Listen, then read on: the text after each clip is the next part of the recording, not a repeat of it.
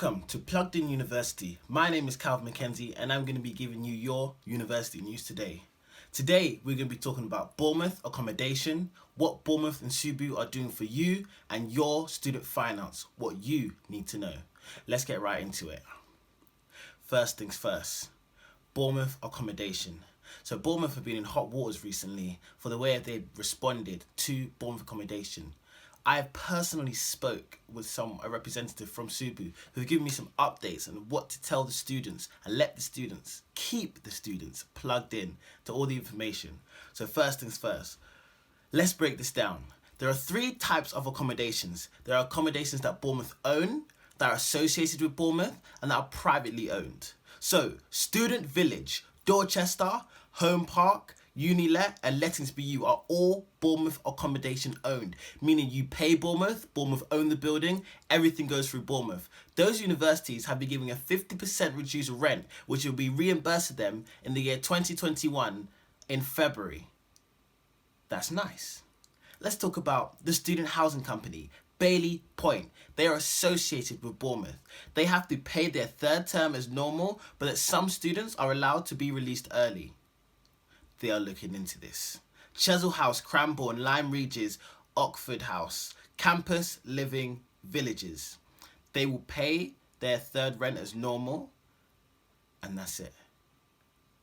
Corfe House, Student Roost. Students can move out early without paying a fee or get a refund if they paid for the year already. I'll leave all this in the description for you guys to see. But as you can see, the reason this is different because some accommodations are owned by Bournemouth and some accommodations are privately owned. So with the ones that Bournemouth own, they have sorted it out and said, look, we will reimburse if you pay half of it now to keep us going. We will pay, you will give you back your money in February. But unfortunately, Bournemouth don't have as much control as over the privately owned companies and accommodations. So they are working tirelessly with SUBU to try and fix this for the students, because some students feel disadvantaged by some students having that advantage of not paying their whole rent or some of it being returned to them, and they have to pay their whole rent and find it unfair. So I've actually been told again by a source to go to student university links and actually find out you may be entitled to a refund or some of your money back depending on your contract and what you've signed up to.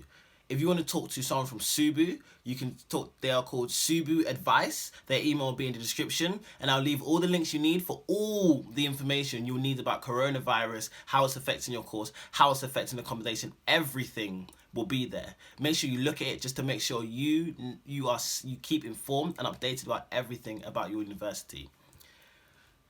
In other news, Bournemouth University are also offering student wellbeing drop-in sessions and services, so you can talk to them about if you're okay, how you feel, and how your day is going.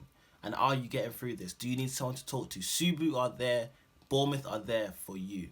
Lastly, student finance. You guys need to apply for it right now. At the moment, we are going through a pandemic, which means everything is going to be backtracked. So if you apply late for your student finance, you might get delayed after you start your course. And the last thing you want is not having the money to stay in your accommodation or pay for your accommodation while you're doing it. So apply today. It literally takes 5 to 10 minutes, could take longer, and it's about a 6-week process. So the quicker you do it, the quicker you get your student finance. This has been Plugged In News. I'm plugged in. Don't forget to like and subscribe.